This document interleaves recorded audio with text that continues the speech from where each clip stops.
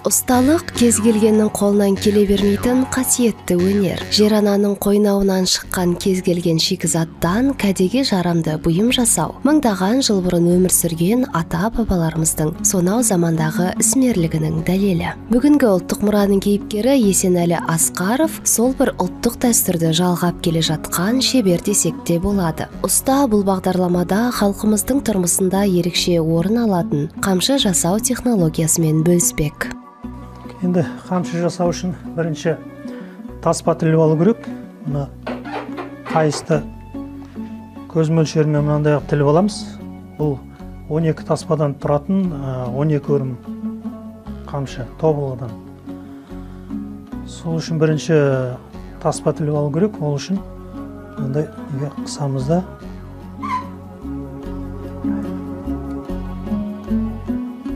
таспа тілеміз.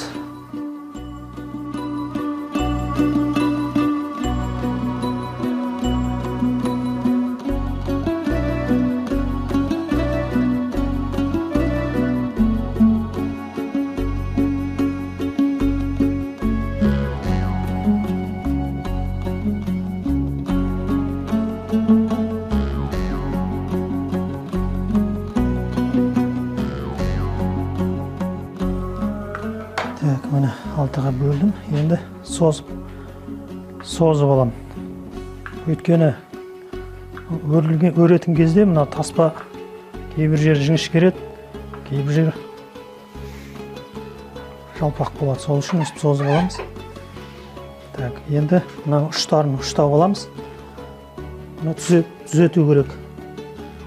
Қамшы алса қару, қалса мұра дейді халқымыз. Кез келген қазақтың серігі болған бұл бұйым әмбебап дүние, ал оны сапалы жасау үлкен өнер. Енді мұны тіліп болғаннан кейін, мына таспаның кейбір жері қалың, кейбір жері жұқа болады ғой. Сол үшін өрім бір тегіс шығу үшін мына қалыңдығын бірдей қылып тегістейміз. Ол үшін мынандай құралды пайдаланамыз.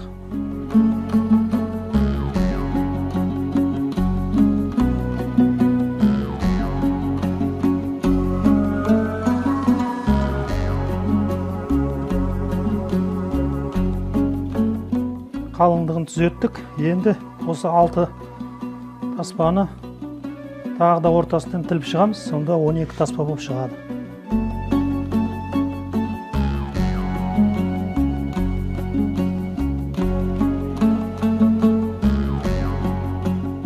Міне 12 таспаға тілдім. Енді мынандай мүйізден жасалған құралмен таспаның жалпақтығын түзеп шығамыз бәрін. Ол үшін мынандай мүйіз пайдаланамыз. Мүйізден жасалған түзететін құрал. Қамшы әбден иленген теріден өріледі. Халық шеберлері жай ғана өріп қоймай, оны өнер көзімен, шебер қолымен өте жоғары талғам талаппен көркемдеп, таңдай қақтырарлық ұқыптылықпен өнерлеп өрген. Қамшы 3 таспадан 40 таспаға дейін өріледі.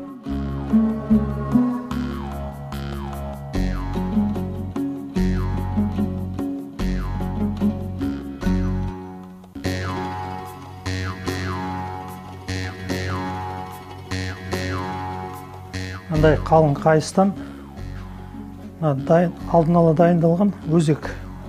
Ортасында өзек болса, мына өрім түзу жақсы өріледі. Сол үшін мынандай өзек саламыз. Екі қабат қайысты бір-біріне біріктіріп, домалатып. Өру барысында немесе өріп болған соң таспаны майлап алса, қамшы төзімді әрі ұзақ уақытқа жарамды болады дейді шебер. Негізі өрім саптан ұзындау болады. Жасалып жатқан қамшының өрімінің ұзындығы 7 тұтам, тобылғысы 5 тұтам. Енді қамшылардың түрлері көп қой. Көкпаршылардың қамшылары болады, олар қысқа болады. Олардікі сабы 3 тұтам, өрімі 4 тұтам ба сондай. Малшылардікі болады. Енді батыстың қамшылар, батыс Қазақстанның қамшылары бөлек болады. Шығыс Қазақстан, орталық Қазақстан әр жерде әр қалай.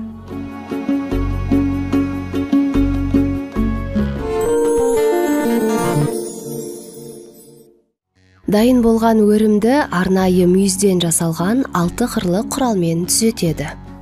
Осы 12 таспаның ішінен 6 таспаны шығарып аламыз рет-ретімен. Қамшы бірнеше құрамнан тұрады. Олар өрім, сап, бас, дөм, алақан, бүлдіргі, орам, кежеге, шежемей, айдар, мойнақ, бүркеншік, бунақ, бауыр, шашақ, өзек, түйін, шығыршық, топша және түйнек.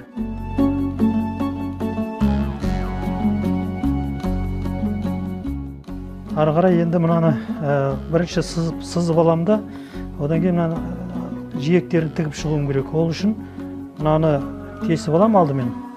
Одан кейін таспамен тігіп шығамын.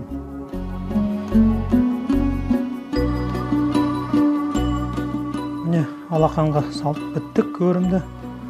Енді бұны саптаймыз. Ол үшін тобылғы керек. Тобылғыны дайындап қойдым. Тобылғы, бұл тобылғыны 5 тұтам болады. 1, 2, 3, 4, 5 тұтам. Ассаламу алейкум, уағ алейкум ассалам. Уа қайда барасың, тобылғыға барам, маған да біреуін ала кеш деп. Сондай қазақтың несі бар, әңгімесі. Қамшыны саптау күрделі жұмыстың бірі. Ол ұқыптылық пен шыдамдылықты талап етеді. Міне шегелеп алдық, мына жерге сақина салдық, өйткені егер мынаны қайыспен байлайтын болсақ, онда қайысқа салмақ түседі, қайыс үзіліп кетуі мүмкін. Сол үшін мынандай сақина дейді ғой, енді қазақша кольцо салып, осылай шегелеп бекітіп тастадым. Бұл енді мықты болады, мекен болады.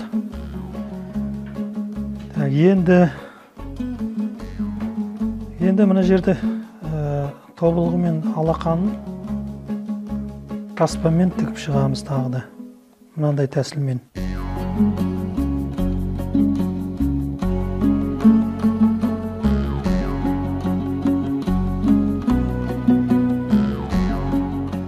Міне енді қамшы дайын.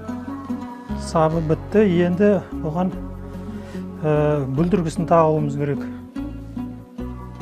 Ол үшін мына жерден тесеміз.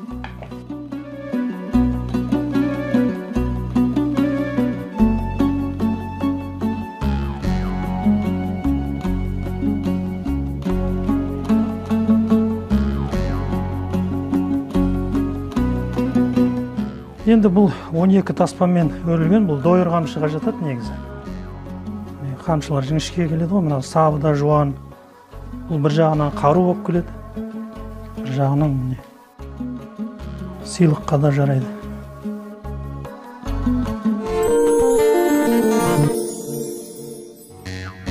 Есенәлі Асқаров қазақтың қол өнеріне 30 жылдан астам ғұмырын арнап келеді. Шебердің қолынан шыққан қару-жарақ, ат әбзелдері, әшекей бұйымдары мен тұрмыста қолданылатын басқа да заттар сапалы дүниені бағалай білетін кез келген жанды қызықтырмай қоймайды.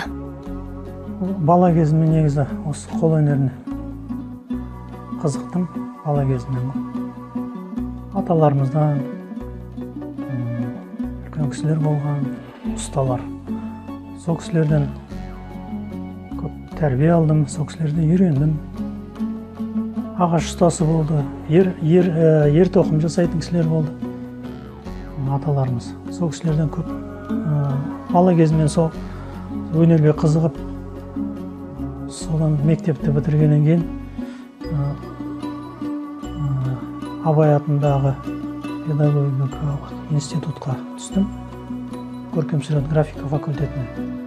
Соны бітіргеннен кейін осы 2 жыл мектепті істедім. Мектептен Дәркенбай Шоқпаров, Қалқаман Тілеуханов сынды тұлғалардан тәлім алған шебердің шәкірттері бүгінде еліміздің түкпір-түкпірінде қазақтың қол өнеріне өз үлестерін қосып келеді. Ширек ғасырдан астам уақыттан бері осы кәсібін нәсіп етіп келсе де, қашанда ізденіс үстіндемін дейді ол. Енді Құдайға шүкір деп айтуға болады. Енді басында шеберлер аз болды, осы жаңағы ағаларымыз бастап кеткен көп шәкірт тәрбиеледі ол кісілер. Ол кезбен қазіргі кезде салыстырсақ, қазір қазақтың қол өнері дамыды деп айтылады. Бірақ әлі де Қазір мына қазбалы жұмыстардан шығып жатыр ғой, неше түрлі шедеврлар деуге болады. Енді сол деңгейге әлі жете алмай келе жатырмыз. Өйткені оның құпиясын әлі зерттеп жатырмыз, ізденіп жатырмыз. Халқымыздың бірегей ұлттық мәдениетін дамыту, оны әлемге әйгілі ету, кеткеніміздің оралып, жоғалғанымыздың табылғаны. Себебі қазақтың қасиетті қолөнері, бабалар аманаты, ұлттық мұрамыз.